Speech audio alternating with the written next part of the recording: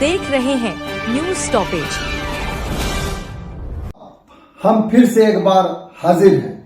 मैं यानी सरफराज कुरैशी और वरिष्ठ पत्रकार सैयद शहरोज कमर।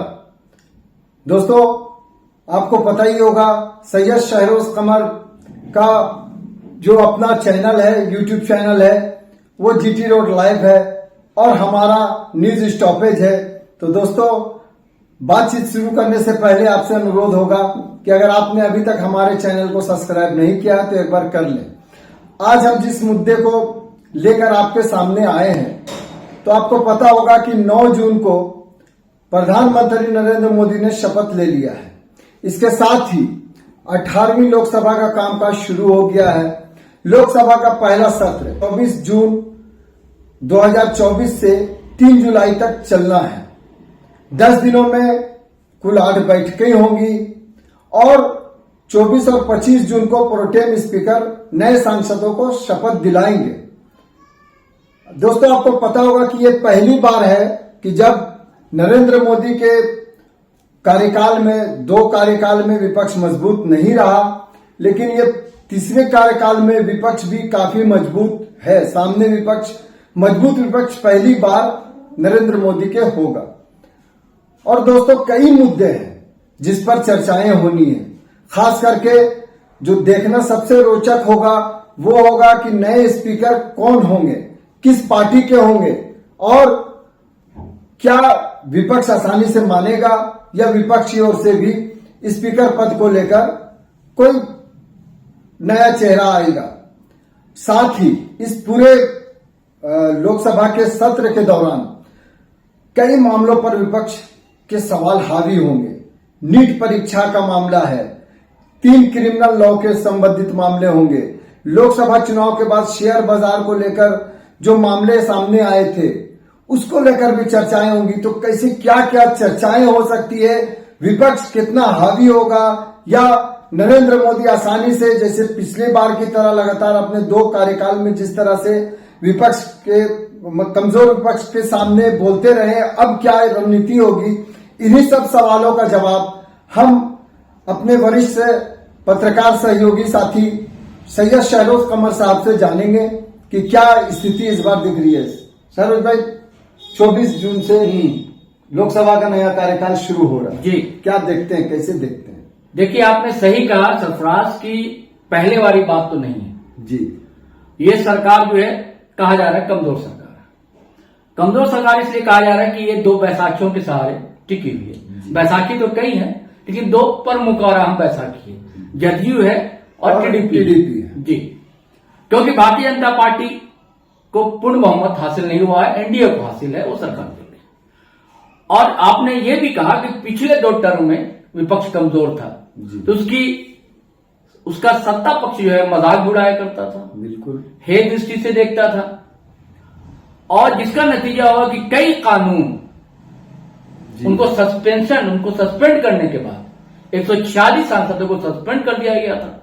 उसके बाद कई महत्वपूर्ण कानून पारित करवा लिए, विधेयक पारित करवा लिए, विधेयक कई पारित हुए, पारित हुए सदन से और कानून बन गया।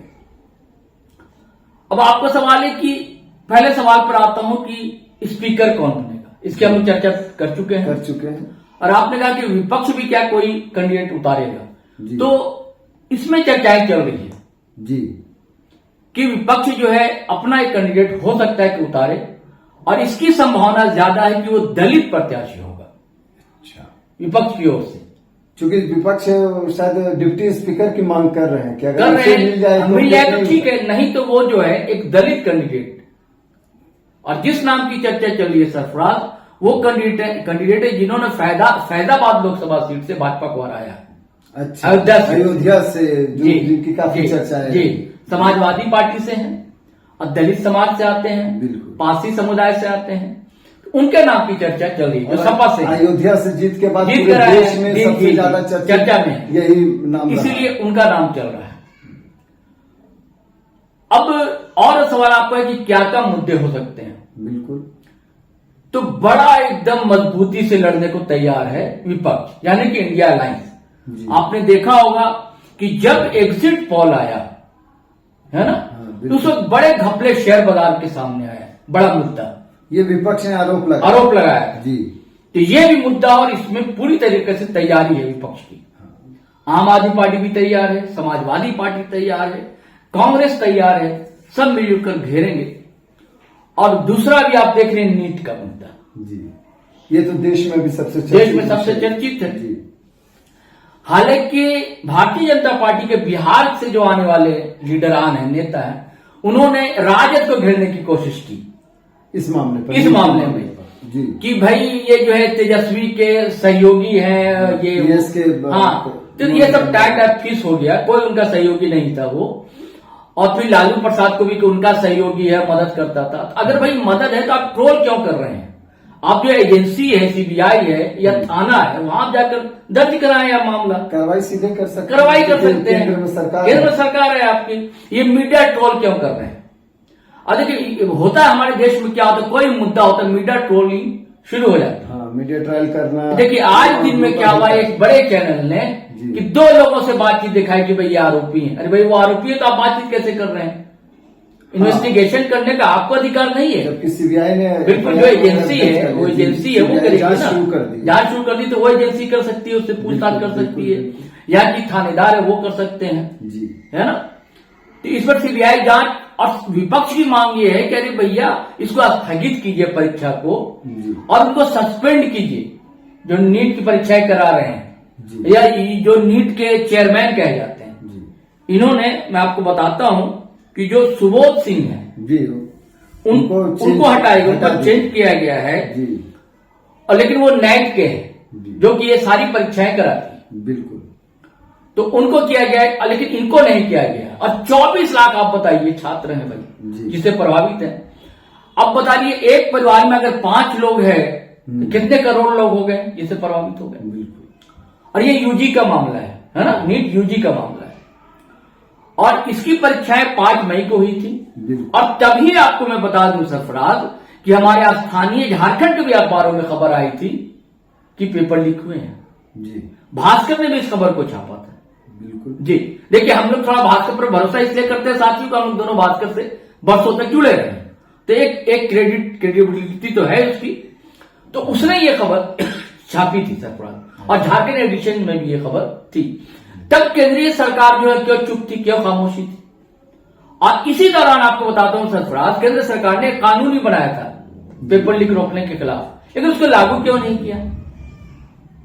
उसको लागू नहीं किया। ये सब सवाल विपक्ष घेरेगा बिल्कुल, ये सब सवाल तो है, ये सब सवाल है, ये सब सवाल विपक्ष घेरेगा। जब आपने कानून बनाया था तो उसको लागू क्यों नहीं किया?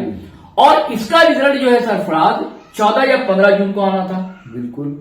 आप 4 जून को क्यों आपने जारी कर दिया? जिस दिन इलेक्शन जी, क्योंकि बात दब जाए, लोगों को पता न लगे, चुनाव के रिजल्ट के ऊपर हावी रहेगी मीडिया सब कुछ। लेकिन सत्ता पक्ष को जानना चाहिए, और लोग भी अच्छी तरह जानता है सरफराज कि अब तो सोशल मीडिया का जमाना है, व्हाट्सएप, फेसबुक और इंस्टा का जमाना है, तो कोई बात तो रुकती नहीं है, पूरी दुनिया में पता चल जाता है।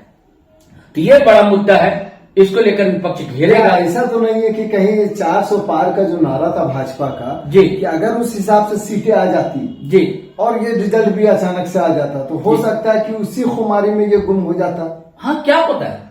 देखिए मैं इसलिए कह रहा हूं कि एक जो परीक्षा कराने वाली संस्था, उसके जो चीफ हैं सरफराज, वो संघ से जुड़े हुए हैं। अच्छा, जोशी साहब हैं कोई। अच्छा, और उनकी सबसे पहले उनकी ज्वाइनिंग होती है मध्य प्रदेश सर्विस कमीशन, जो लोकसेवा आयोग कहा जाता है, वहां उनकी बहाली, और एक संघ पदाधिकारी की चिट्ठी पर जी, और आरटीआई से ये मामला सामने आ गया है।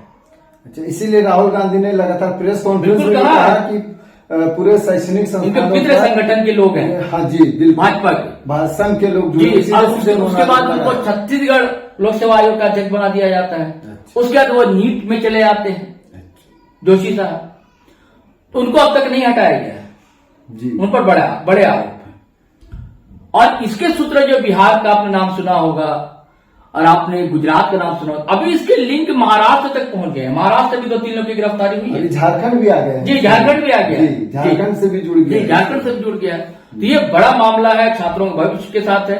और आप देखिए कितनी ढीली है ये सरकार कि शिक्षा मंत्री पहले तो कहते कि कोई ऐसा मामला नहीं है जी, बाद में विपक्ष ने घेरा। जी। तो क्या लग रहा है कि लोकसभा में जी। जो हम लोग चर्चाएं कर रहे हैं कि जी। इस बार लोकसभा का जो सत्र जी। शुरू हो रहा है, जी। तो विपक्ष किन किन मुद्दों पर ज्यादा घेरेगा? देखिए पहला तो शेयर घपला, दूसरा नीट का मामला है। शेयर घपले में तो राहुल गांधी ने सीधे प्रधानमंत्री और बिल्कुल। गृह मंत्री होम आरोप मिनिस्टर लगाया को सीधे आरोप लगाया कि सीधे आरोप यही लोग लगाया। दोषी हैं। बिल्कुल कहा है। हाँ, ये शेयर बाजार में बड़ा घपला हुआ। बिल्कुल वो 400 नारे वाली बात है। हाँ, और ये उन्होंने कहा था कि आगे एक क्या नाम है चैनल्स पर आकर ये कहना कि जी। शेयर खरीद लो। जी जी जी बिल्कुल, ये कुछ है। बिल्कुल जी जी और तीसरा मामला है सरफराज जी।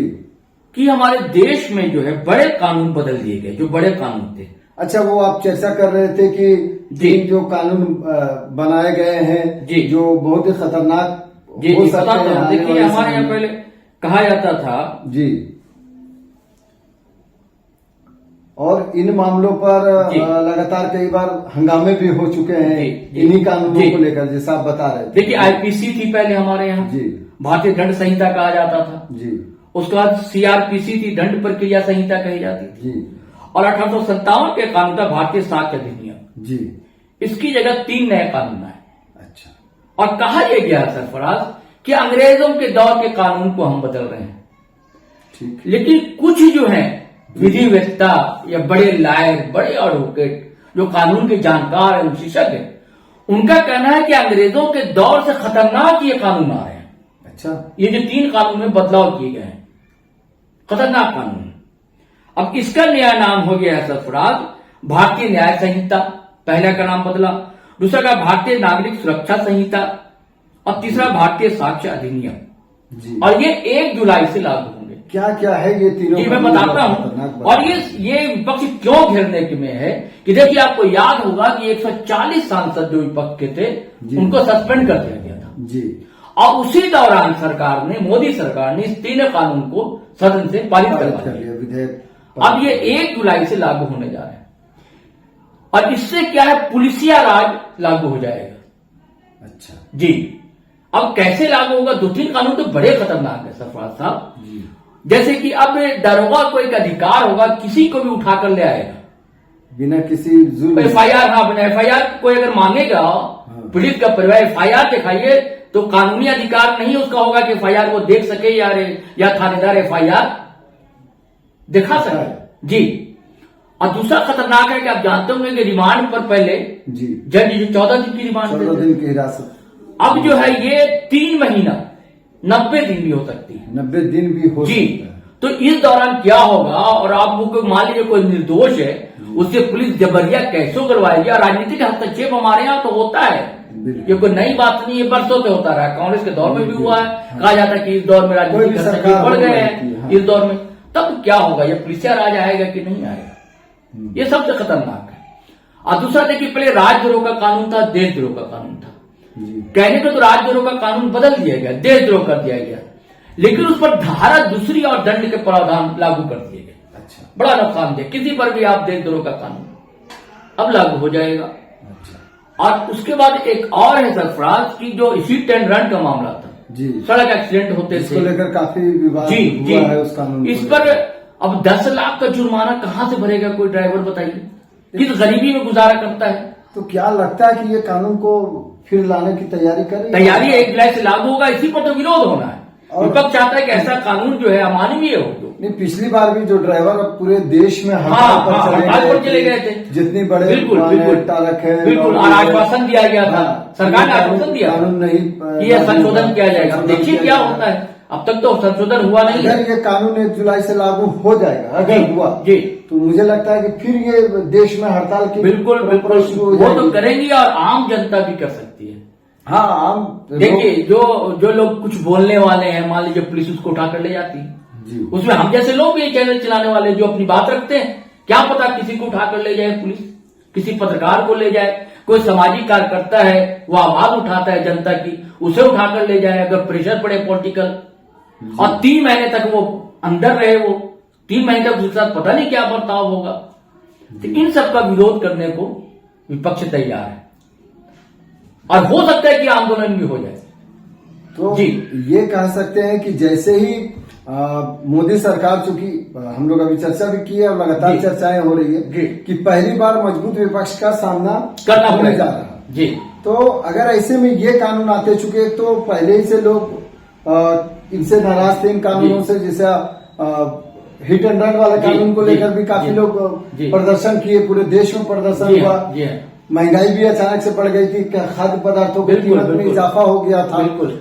लेकिन क्या ऐसा लगता है कि जिस प्रकार से अभी कई राज्यों में चुनाव होने हैं, जी। तो इन कानूनों को अभी जोखिम लेगी क्या सरकार, देखिए, जबकि मजबूत विपक्ष आपके देखिए, सामने 1 है? जुलाई से लागू होना, हो सकता है कि सरकार पर प्रेशर पड़े और कुछ जो विवादित हैं कानून जिसे कहा जा रहा है, जी। जिसे अमानवीय कहा जा रहा है, हो सकता है कि संशोधन हो, अमेंडमेंट हो। अभी रोक फिलहाल लग भी हाँ, सकती है, लग भी सकती है, क्योंकि कई राज्यों में रोक भी लगा चुनाव सकती होने है। हैं। देखिए, हाँ, एक चीज और मैं व्यूवर्स को भी जानकारी दे दूं सरफराज, जी कि कुछ ऐसे कानून हैं, ये ठीक है कि केंद्र सरकार अपने यहाँ से सदन से पास कराए, लेकिन कुछ ऐसे कानून हैं जी जिसमें एक नियम ऐसा है कि आप राज्य सरकार से सहमति लेना अनिवार्य है, और राज्य सरकारों से सहमति नहीं ली गई। इस संबंध में ममता बनर्जी, पश्चिम बंगाल की मुख्यमंत्री, और ये स्टालिन, जी है ना, वो तमिलनाडु के, है ना, उन्होंने चिट्ठी भी लिखी केंद्र सरकार को कि इसे भी फिलहाल लागू नहीं किया जाए, इस पर विचार विमर्श जरूरी है और संशोधन की जरूरत पड़े तो वो भी किया जाए। जी। तो आप जैसा कह रहे हैं कि विपक्ष मजबूत है, तो ये आसान नहीं होगा, और आसन विधानसभा को चुनाव को देखते हुए मुझे लगता है कि एनडीए गवर्नमेंट भी हो सकता है कि कुछ दिनों के लिए इसे रोक दे, मतलब कुछ दिनों के लिए रोक दे, फिर कहीं हो सकता है चुनाव के संशोधन बाद करे। संशोधन करे। जी। तो संशोधन की उम्मीद दिख रही है, इस उम्मीद मामले दिख रही है कि हो सकता है संशोधन करें। हाँ। और एक और मामला सामने आया है, हो जी। सकता है सरफराज, कि वो मुद्दा विपक्ष उठा सकता है। वो मुद्दा ये है कि जातिगत जनगणना जी बड़ा चर्चित मुद्दा रहा, विपक्ष ने बुनाया भी, बड़ा जोरों से उठाया इसे, है ना, और बिहार ने किया है और बिहार में झारखंड करने भी जा रहा है। झारखंड करने जा रहा है। पिछले वीडियो में हमारे व्यूअर्स देखेंगे भी, और हम लोग एक वीडियो में चर्चा कर चुके हैं कि बिहार के हाईकोर्ट ने रोक लगा दी है। हाँ, रोक लगा दी। अब ये मामला सरकार के पास जाएगा, तो सरकार अगर 9वें शेड्यूल में इसको डाल देती है, सुरक्षा कवच सुरक्षा दे कवच, देती तो है। फिर और स्टेट में भी ये मांग उठेगी। जी बिल्कुल। ओबीसी की बड़ी आबादी है पूरे देश में, तो हो सकता है और स्टेट उठाए, और कई स्टेट में विपक्ष की सरकार है। जी अब विपक्ष के बड़ी संख्या में सांसद आ गए हैं सदन में पहली बार। जी, तो ये मुद्दा भी सरफराज जातिगत जनगणना का जी। उठ सकता है, जातिगत आरक्षण का उठ सकता है। तो कुल मिलाकर कहा जाए तो इस बार मजबूत विपक्ष के सामने कई सारे ऐसे मुद्दे हैं जिस पर सरकार घिरती दिख रही जी। है, अभी से ही घिरती दिख रही है। और जैसे जैसे लोकसभा का सत्र चलेगा, आगे बढ़ेगा, और देखने को इस बार पहली बार 10 सालों में नरेंद्र मोदी के कार्यकाल में ये पहली बार देखने को मिलेगा कि कैसे विपक्ष की आवाज सदन में गूंजती है, संसद में गूंजती है, और आगे क्या होता है, क्या तीनों कानून जो एक और जानकारी दे दें जी सरफराज, जी जी वो ये कि ये भी पहली बार हुआ कि संसदीय कार्य मंत्री किरण रिजिजू जो हैं, वो पहली बार विपक्ष के नेता मल्लिकार्जुन खड़गे से मिलने गए, अच्छा, और ये एक आर्गुमेंट का आग्रह किया कि सदन को अच्छे से चलाना है। ये भी पहली बार हुआ। अच्छा अच्छा। जबकि ये परंपरा रही है कि लोग ऐसे भी मिलते हैं, विपक्ष के बड़े जी, नेता से मिलकर कहते हैं जी। कि भाई इस बार अच्छे से चला जाए, जी, सदन को जी, चलाया जाए। जी। तो इस बार जो है मजबूत विपक्ष के सामने मोदी सरकार कैसे अपने जो एजेंडे हैं या फिर जो योजनाएं हैं या जो विधेयक है उसको पास कर पाती है, ये बड़ा चैलेंज रहेगा। जैसा अभी शहरोज भाई ने बताया है कि 3 कानून, जो 3 क्रिमिनल लॉ आ रहे हैं, ये बेहद खतरनाक है। फिर विपक्ष के सामने जो नीट का मामला है, किसी प्रकार नीट को घेरेगी, नीट के मामले पर विपक्ष घेरने वाली है केंद्र सरकार को। तो कई ऐसे मुद्दे हैं जिस पर इस बार पहली बार नरेंद्र मोदी सवालों में घिरते दिख रहे हैं, और वो कैसे निकलते हैं, सबसे बड़ा चैलेंज होगा। अभी तक जिस प्रकार से कमजोर विपक्ष के सामने अपने विधेयक को पास कर लेना और सरकार मजबूती से चलाने वाले नरेंद्र मोदी इस बार किस प्रकार से सरकार चला पाते हैं, क्या विपक्ष का साथ लेते हुए चलाएंगे या फिर पहले की तरह अपनी बातों को मनवाने में कामयाब रहेंगे, ये तो आने वाला समय बताएगा दोस्तों।